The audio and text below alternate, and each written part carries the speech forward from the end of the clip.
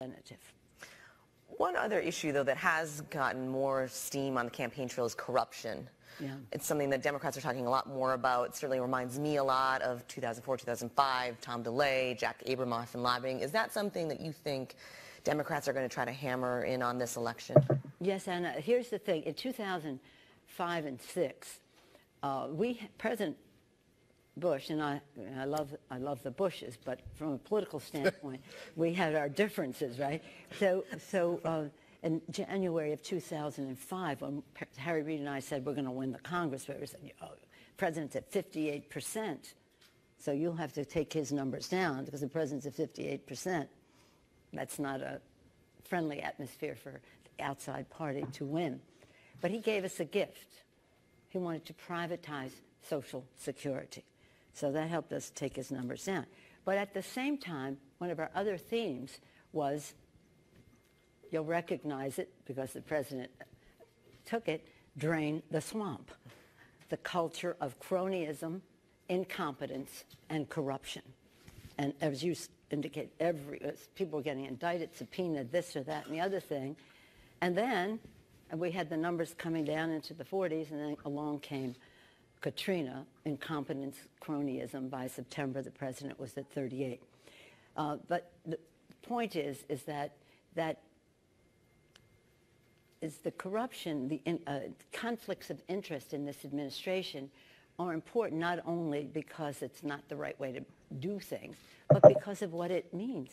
In the EPA, the conflict of interest that Pruitt has there, who pays the price? Our children. Clean air, clean water, the rest of it. It's about the impact that it has on policy. It's not just about their personal and almost dishonest behavior. It's about what it means in terms of policy. And they are there, wholly owned subsidiaries of the special interest that sent them there. And that's the fight the contrast that we have to make. And yes, we will be making that. Imagine, I said, do your children drink water? Do they breathe air? Do you not care that every single day? And by the way, let me just say this. Sometimes people ask, I promised Anna I would try to keep the questions and my answers short. I'm anticipating some of yours. People ask, when are the Republicans going to turn on President Trump? Have you ever heard that? I said, turn on him. He's their guy. There is nothing that President Trump and his cabinet are putting forth in terms of degrading our institutions, the air our children breathe, you name the subject, our public education system, you name the subject, that the Republic, well, let's name it. Climate, women's right to choose, LGBTQ, immigration, gun safety, the list goes, inequality in our economy. It's nothing that the president is advocating that the Republicans haven't been there and Congress haven't been there longer and worse for a couple decades, since the 90s. And so they're never, this is their guy. He's the implementation, he's the enforcer of the things that they have always been for. So this, it's about the policy and what it means in people's lives. Martin Luther King, the ballot, legislation, legislation, legislation. Your life, your life, your life. For people to see the connection between what happens at the ballot box and what that means in their lives, so that people do vote. The NRCC has made cottage industry for the last probably decade of just trying to whack you at every opportunity. Yeah. They hung, if some of you might not remember, you might, but they hung a banner outside of their headquarters, "Fire Pelosi," yeah. And that's pretty much all they talk about. That's right, because they have bankrupt. They have no positive message. They have no positive message. But here's the thing about that, and I think it's really important to know, not just about me, but in general, you cannot let your opponents choose your leaders. The Koch brothers and their ilk, they just pour money. I have made some very powerful enemies. Fossil fuel industry, Wall Street, anti-labor enthusiasts, anti-government when it comes to health care. I'm very proud of that. But they have a lot of money and they pour it in. But they don't say we're against her because she was for the Affordable Care Act, or we're against her because she tried to protect the American people from Wall Street's excesses. They say she's San Francisco, she's a liberal, yes. LGBTQ, yes, you will be too. It's just a matter of time. I'm very proud of that. But you can't, and you can't. And then they do that on issues.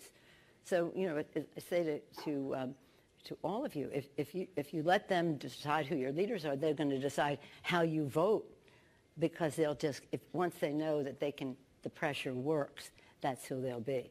But it isn't about any one of, it's not even about Trump. It's about our constituents meeting their needs and how our candidates, vis-a-vis the incumbent or the Republican nominee, whoever they're putting forth, that's what the election is about. They have a new ad that they put out after you said you thought you were going to win the majority that says, the title was All at Stake. It said that you would like to institute a single-payer health care program and raise taxes. I think they mean roll back the tax cuts that they passed this year. Is that, what do you think of that? Well, the second part there is accurate. I do think that we should revisit tax legislation in the way that we always have, in a bipartisan, transparent way, that the result is unifying for the country. I do object to what they did in the dark of night and the speed of light to put forth something that gives 83% of the benefits to the top 1%. 86 million middle-income families will pay more taxes in the life of this bill, even though they call it a middle-class bill. Gives $1.5 trillion worth of tax cuts to corporate America, adding over $2 trillion to the national debt because of the interest on that money. And part of that benefit to corporate America is to give them a benefit to create jobs overseas rather than here. The list goes on. But what's more shameful about it, and what evokes hundreds of meetings across the country, we know over 1,000 from our grassroots folks, is that what it does to the budget. It's a dark cloud over the budget. It's a dark cloud because soon after the bill was passed, the president released his budget. Say $1.5 trillion to corporate America and interest on the loan, few $100 billion more. What did he say?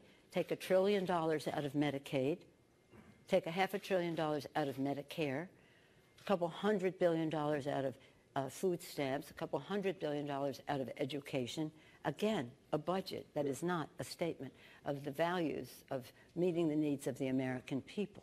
So their value system, they have made clear. Yes, I do oppose that. I do think that we could have worked together to reduce the corporate rate, not the way they did to that extent, but in a way that would create growth, generate good-paying jobs, and reduce the deficit. What they did was the complete reverse. Single payer is, well, when I was pushing strollers and carrying signs all those years ago, it was about everyone having access to health care, and that is the path to that is the Affordable Care Act. And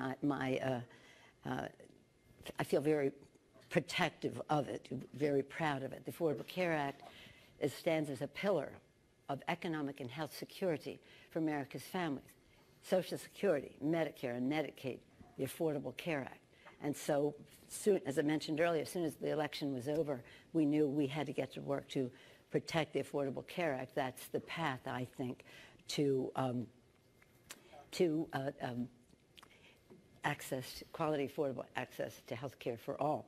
Now, in my district, if they want to go in there and say that I'm for the single payer, because one of my opponents says I'm a corporate centrist, and that's why I have to be opposed. In San Francisco, I'm a corporate centrist, and they're something else.